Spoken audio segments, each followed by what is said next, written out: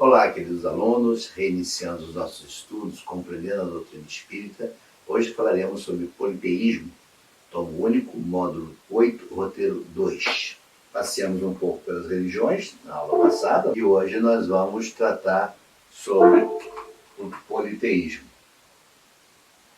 Então, a concepção de um Deus único não poderia existir do homem senão como resultado do desenvolvimento de suas ideias. Incapaz pela sua ignorância de conceber um ser imaterial, sem forma determinada, atuando sobre a matéria, conferiu-lhe o homem atributos da natureza corpórea. Isto é, uma forma e um aspecto e, desde então, tudo o que parecia ultrapassar os limites da inteligência comum era para ele uma divindade. Tudo o que não compreendia devia-se obra de uma potência sobrenatural. O politeísmo é, pois, crença religiosa numa pluralidade de deuses ou adoração de mais de um Deus. Então, nessa questão 667, em que Kardec vai nos explicar a questão do politeísmo, nós vemos que a concepção do Deus está ligada diretamente, como vimos em aula passada, aos nossos anseios, necessidades, apoio, né? Então a gente cria essa figura de Deus. O problema é que essa criação ela se tornou tão humanizada que eles passam a encontrar em qualquer indivíduo que tenha um pouco mais de algo diferente dele, atribuem a ele a questão de se tornar um Deus. E aí, com essa criação de um Deus, diversos deuses são criados, naturalmente vai nascer aí religiões, culto a esses deuses. E aí nós vamos ter a figura do politeísmo. Então devemos inicialmente entender o significado de Deus para que possamos alcançar o sentido das ideias politeístas. Chamado Deus, a tudo que era sobre-humano, os homens tinham por deuses os espíritos. Daí veio que, quando um homem, pelas suas ações, pelo seu gênio ou por um poder oculto que o vulgo não lograva compreender, se distinguia dos demais, fazia dele um Deus e, por sua morte, lhe rendiam culto. Então a gente vai observando que essa Deus que estamos falando aqui é uma construção humana. E, consequentemente, nessa construção humana, nascem cultos a essa entidade, a esse indivíduo, a este espírito. E essa gama de apresentação de espírito, porque sim, já estudamos que espírito não se apresenta a primeira vez com a chegada de Kardec, já vem essa manifestação ocorrendo há muitos e muitos séculos, no passado, há milhares de séculos, digamos assim, o homem primitivo já tinha contato com os espíritos, porém, por não poder explicar, começa a cultuá-los. Ou seja, aquele que apresentava um conhecimento um pouquinho maior, ou até mesmo o fato de poder dizer algo que estava no pensamento daquele indivíduo encarnado, já se mostrava com um poder maior. E aí, então, isso já fazia dele, para aquele encarnado, uma pessoa com poderes sobre-humanos, ou seja, um Deus. Um Deus, dando a ele os atributos humanos. Nós vamos observar mais à frente, quando estudamos a questão, que não é para agora, que o Deus que nós cultuamos, ele tem os atributos relativos ao homem, pois é uma criação humana. Então a palavra Deus tinha entre os antigos acepção muito ampla e não indicava, como presentemente, uma personificação do Senhor da natureza. Era uma qualificação genérica que se dava a todo ser existente fora das condições da humanidade, ou seja, dotado de poderes, superpoderes, vamos admitir, né? Se estudarmos atentamente os diversos atributos das divindades pagãs, reconheceremos, sem esforço, todos os atributos de que vemos dotados os espíritos nos diferentes graus da escala espírita, o estado físico em que se encontram nos mundos superiores, todas as propriedades do perispírito e os papéis que desempenham nas coisas da Terra. Então a doutrina vai colocar por terra essa figura de deuses que foram criadas, associando essas apresentações como espíritos. Nada mais do que homens que habitaram encarnado entre nós e que se destacaram. E as suas aparições e suas apresentações estão ligadas em todo esse estudo que nós estamos falando. Tem a questão da apresentação do perispírito, tem a questão da densidade desse perispírito, enfim, de uma série de fenômenos associados à doutrina espírita. E aí nós trazemos para isso a questão da crença, da fé dessa pessoa que está ali, porque ela está baseada num Deus que na realidade não é Deus. Na realidade é um ser que ela acredita ser Deus. Ela tem ele por Deus, por ele apresentar qualidades sobre-humanas. E Deepak Chopra, no livro Deus, ele fala a respeito dessa fé. Ele diz: assim é a fé dos ignorantes, uma trapaça. Pagam por ela, comem e dizem ser doce. Mas qual o nutriente dela? Nenhum. Quanto sofrimento eles evitam? Muito pouco. Por outro lado, a fé dos sábios é pura doçura e alimenta a alma. Como? Levando onde a fé deve ir.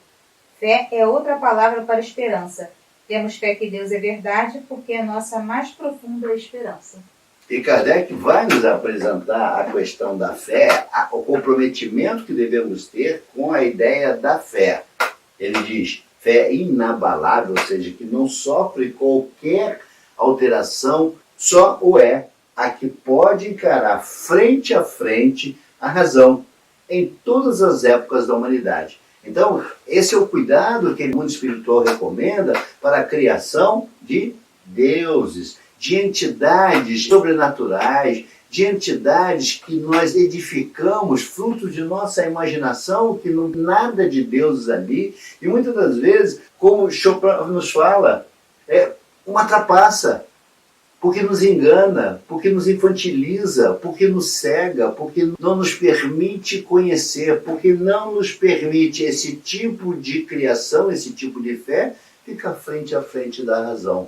E a fé, quando confrontada, quando colocada na mesa da razão, ela efetivamente ela vai suportar todos os embates, todos os confrontos e vai sempre, sempre ressurgir, porque ela é verdadeira.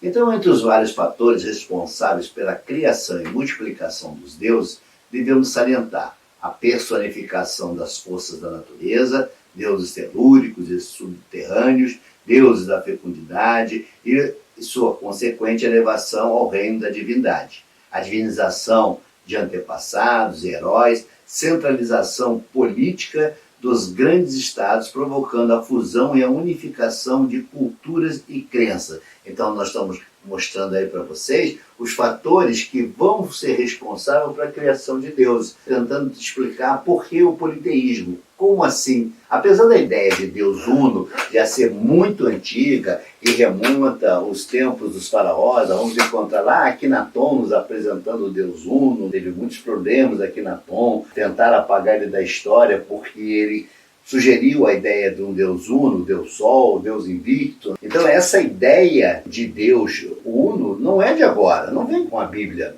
não vem com o Velho Testamento, remonta muito tempo atrás a sua criação. O problema é que essa criação não atendia os interesses de muitos, não atendia os interesses do Estado, não explicava, até pelo parco conhecimento daquelas pessoas, os seus questionamentos. Logo começa a se criar uma série de divindades. E lá na frente nós vamos ter problema com essas numerosas criações, porque sim, dentro de uma casa você tinha ali diversas entidades divinais de acordo com o tamanho dessa família. Fica complicado. Então as manifestações politeístas apresentam algumas das seguintes características.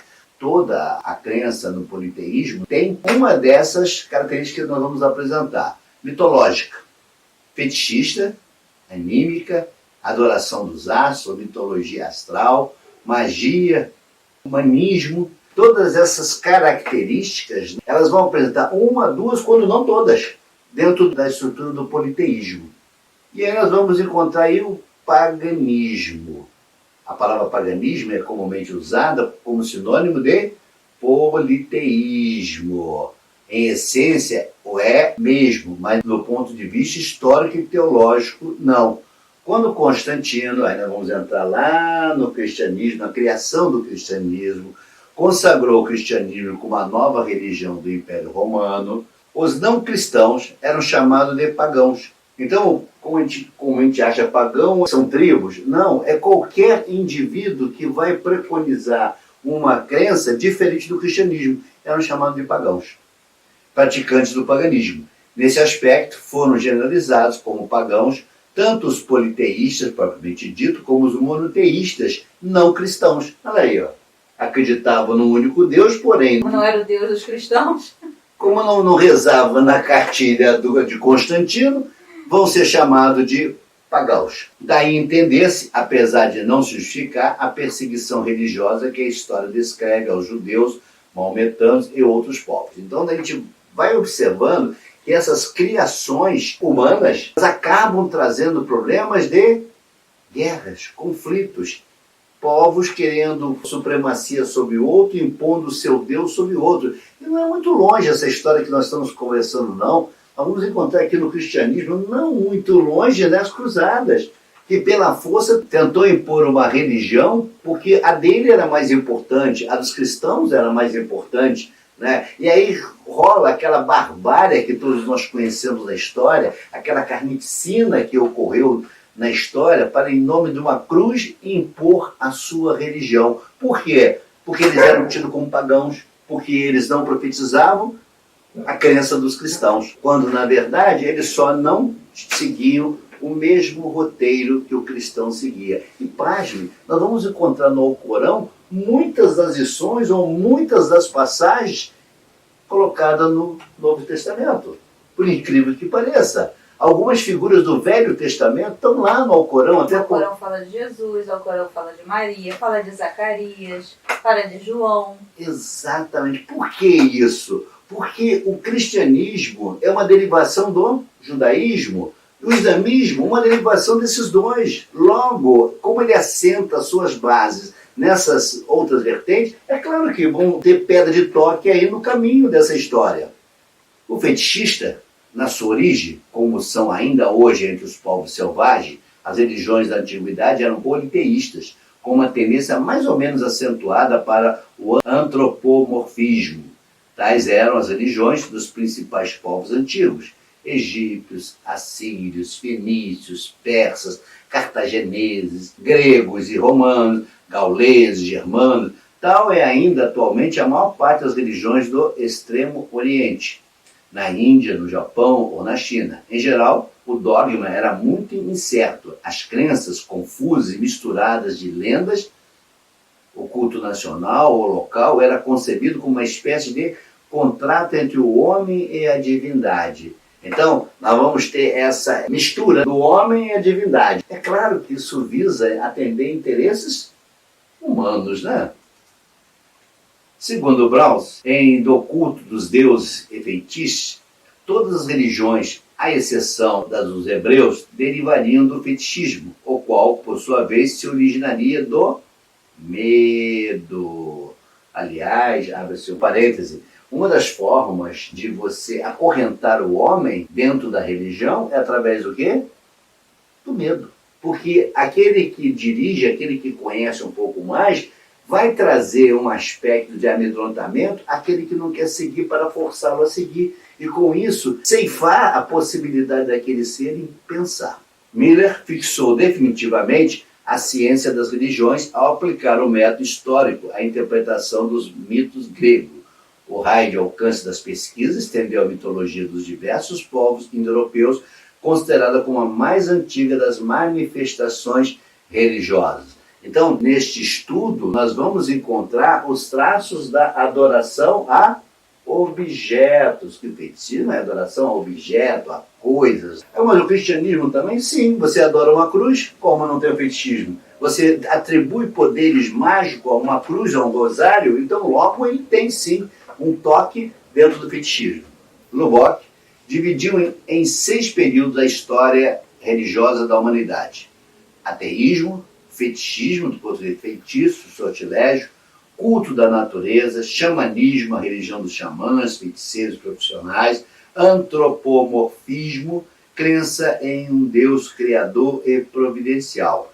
Nesta é que reside todo o estudo da doutrina, é aqui que se apoia todo o estudo do cristianismo, ou das religiões ligadas ao segmento de Moisés. Então, todas elas, vamos encontrar o judaísmo, vamos encontrar o cristianismo e vamos encontrar o islamismo.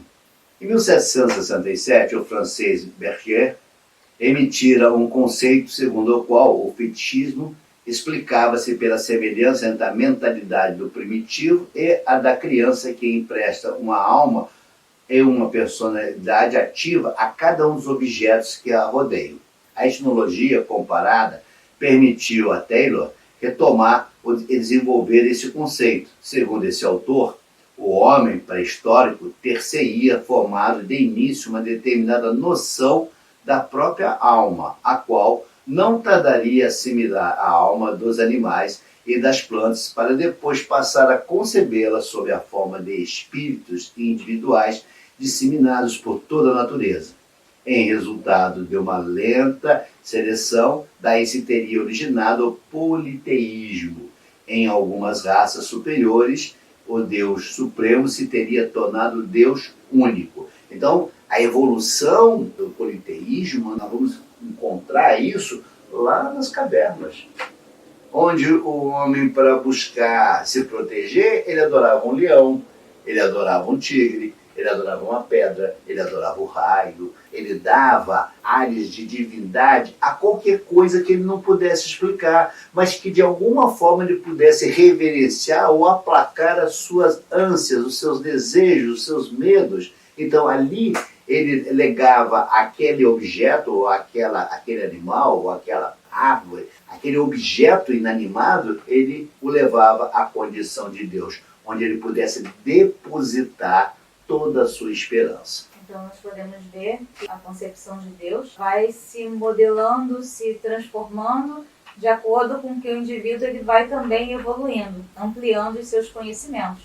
do selvagem até o homem culto como temos hoje. Exatamente. Então, na medida que nós vamos evoluindo, nós vamos abandonando aquele Deus primitivo e que nós já adoramos também, já participamos, não sabemos quando, já participamos dessa cadeia de conhecimento precário, onde atribuímos deuses a tudo que nós não podíamos explicar. Hoje, na medida que você vai evoluindo, não por uma imposição de religiões, mas sim pela compreensão, pela consciência que o ser vai tomando, ele vai compreendendo o Criador. Voltaire cita: acredito no Deus que nos criou e não o Deus que o homem criou. E é isso que nós vamos percebendo na medida que vamos evoluindo. Nós vamos compreendendo que o Deus mau, o Deus perseguidor, o Deus zangado, o Deus que gostava de afagos, de presente, esse Deus está no imaginário. Esse né? é o Deus antropomórfico, ou seja, semelhança do homem. E não o Deus de Voltaire, que é o Deus que criou o homem, que nós não temos condições de concebê-lo. Aí você vai me perguntar, todos nós temos essa concepção consciente de Deus? Não. Como assim não? Em pleno século XXI não temos? Não, não temos. Sabe quando é que nós não temos? Vamos observar. Quando eu tenho um problema com alguém, o que eu digo mentalmente? Que Deus castigue esse indivíduo. Aí eu pergunto, como castigar esse indivíduo se ele é produto do mesmo Criador? Você castigaria mais um filho do que o outro? Você teria essa coragem? Você desejaria mal, destruiria um filho em detrimento do outro? Será que isso seria uma atitude do Criador? Então, ainda nos dias de hoje, nós ainda temos um Deus muito próximo às nossas personalidades, às nossas culturas, à nossa vontade. Então, nós colocamos a figura desse Deus como Deus que vai perseguir o meu inimigo, vai castigar aquele que, por alguma razão, conflitou com o meu pensamento. Então, eu vou mover uma série de estruturas para atingir o meu irmão em nome desse Deus. E isso é o quê? Infantilidade. Porque sabemos que o Deus que nos criou, o Deus que é a consciência pura, não se presta para isso. O que se presta para isso é a concepção pura e leviana que eu faço desse Deus. A minha imaturidade. Deus se zanga com isso? Não, claro que não. Nós não nos zangamos pelas artes que os nossos filhos praticam? Claro que não. Faz parte da evolução dele, assim como faz parte da nossa evolução chegarmos a esse estágio da compreensão do Deus Uno. Estudando as origens do politeísmo e do paganismo, Emmanuel, em Caminho da Luz, nos faz importante alerta. Que a gênese de todas as religiões da humanidade tem origem no coração augusto e misericordioso do Cristo, devido, evidentemente, às circunstâncias de ser o diretor espiritual do orbe terrestre.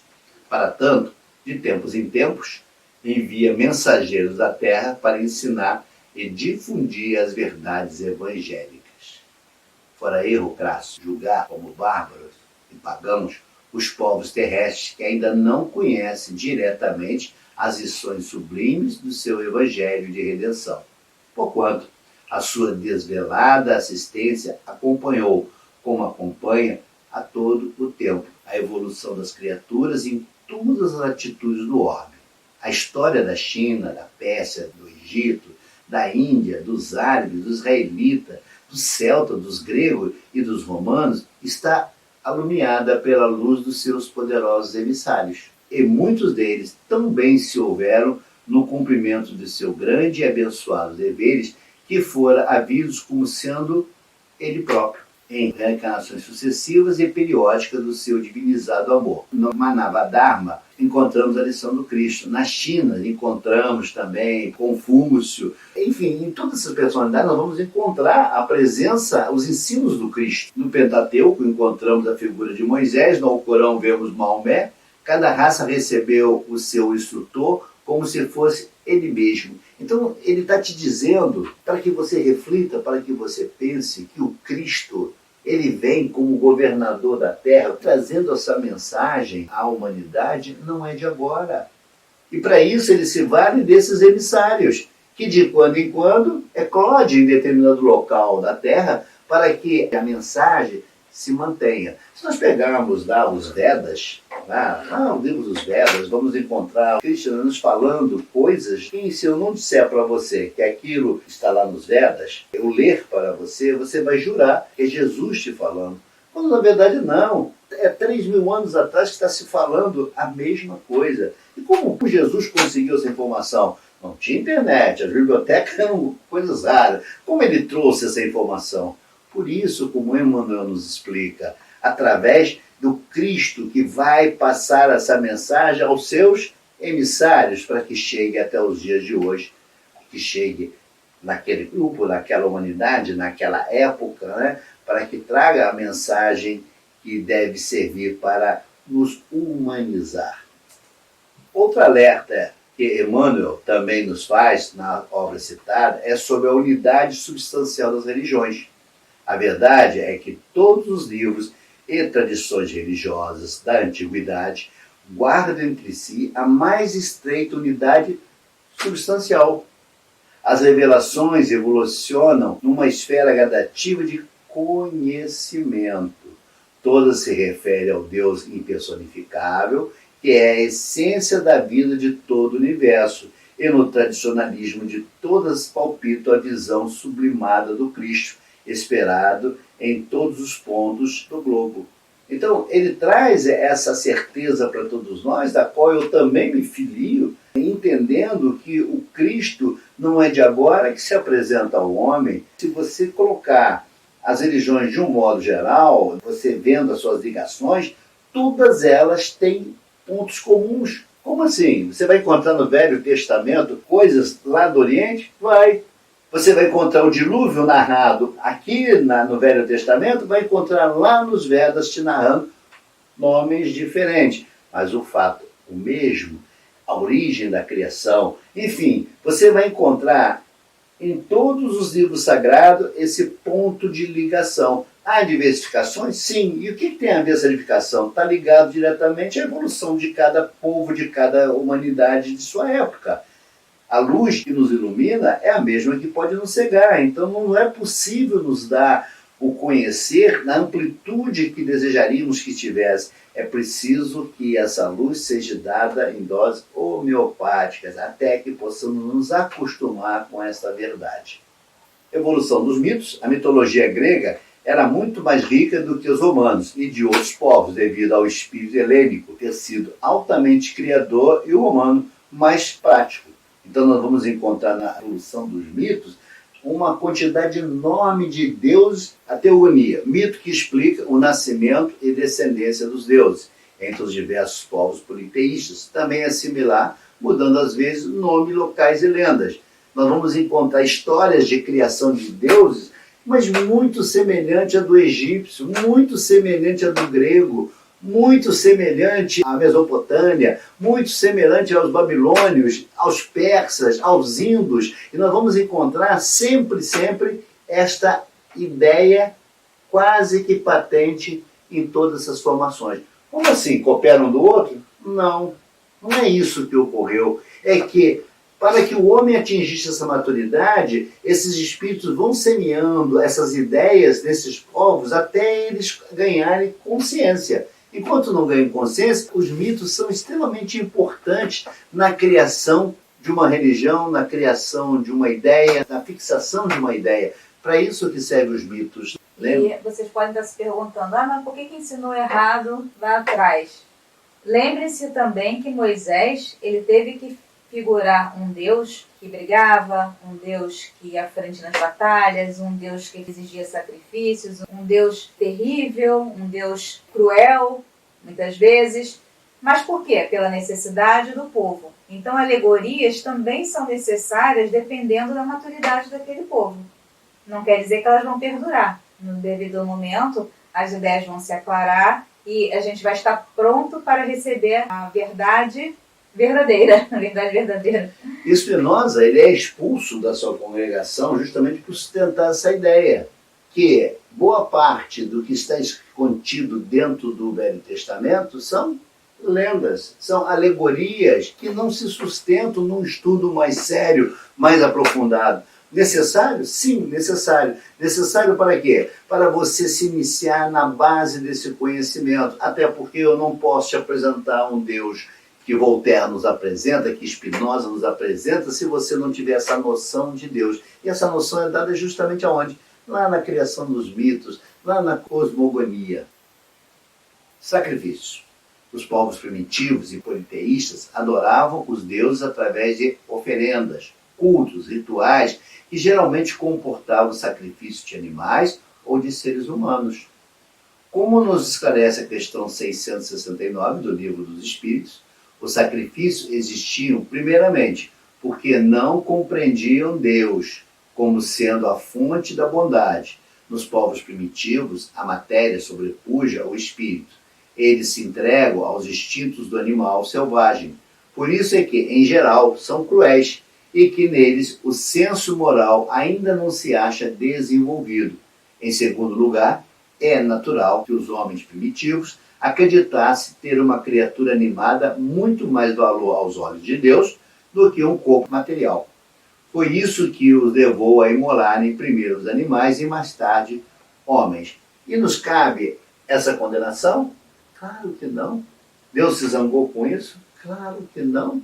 Por que não? Porque o homem estava no início, no começo de sua maturidade, do seu conhecimento, e por isso ele realizava sacrifícios. Até que um dia ele compreendeu essa desnecessidade, essa falta de conhecimento, essa incivilidade dessas práticas. Começou a ganhar consciência e se libertando gradativamente dessas amarras que ele estava aprisionado. Então, os deuses, como eles eram? A aparência dos deuses era totalmente humana. Já observaram que todas as figuras que apresentam de deuses gregos, romanos, egípcios, a figura é de humana, quando não um misto do animal com o humano. Nós vamos encontrar lá os deuses egípcios figurando a cabeça de um animal, o corpo de um homem ou de uma mulher. Mostrando que essa concepção de Deus ele tem a ver com o quê? Com o conhecimento que se tem. Então, se nós só conhecemos a forma humana ou a forma de um animal, obviamente essa criação, esse Deus vai ter uma forma ou de humana, ou de animal, ou até um misto, como você bem colocou. Então, totalmente humana essa forma, porém melhorada, mais bela, majestosa, mais forte, mais vigorosa. Possuem todas as faculdades humanas, em escala ampliada. Necessitavam, como os homens, do sono, da comida e da bebida. A comida não era igual à vulgar alimentação humana, mas se alimentava do néctar e ambrosia. Necessitavam andar vestidos, sobretudo as deusas que escolhiam as vestes e os adornos com capricho. O nascimento era semelhante ao dos humanos. Porém, os deuses eram precoces e o período da infância bem reduzido.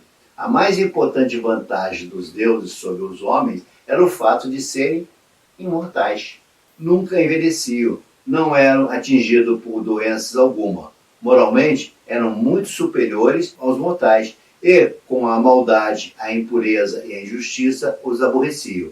Não hesitavam em castigar as maldades e injustiças humanas, apesar de toda a superioridade física, moral e espiritual. Os deuses estavam presos aos seus destinos, fixados desde a eternidade.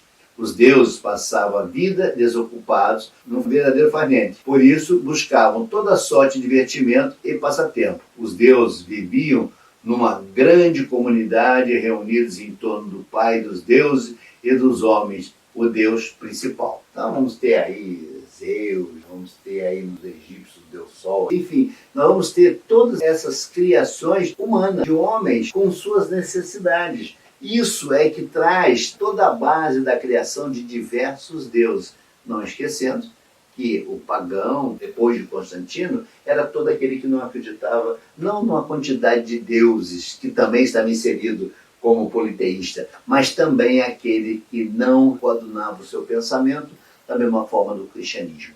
Então, a ideia da criação de Deus está ligada às nossas necessidades e vem o Cristo, de acordo com nossa maturidade, nos tirando essa infantilidade, nos tirando dessas ilusões e nos apresentando o Deus do amor, o Deus da bondade. A este sim que devemos render, não homenagens, mas render a nossa ligação, porque o Deus Criador ele não está preocupado com minhas homenagens.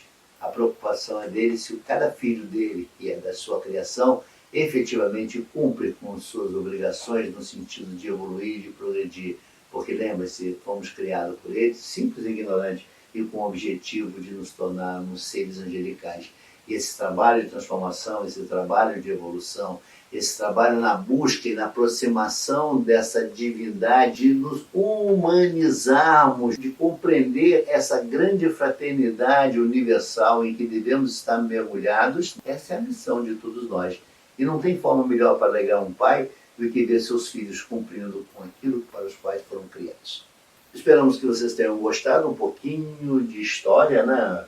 A história das religiões, do politeísmo. É sempre bom trazermos essa parte da cultura, porque isso nos eleva e faz nos compreender uma série de equívocos ou interpretações equivocadas, principalmente quando lemos livros sagrados. Tendo essa cautela, esse conhecimento, naturalmente, através de pesquisas que teremos que realizar para fazer leituras mais racionais, lembrando sempre as lições do nosso amigo e professor Kardec, que fala: fé inabalável só o é.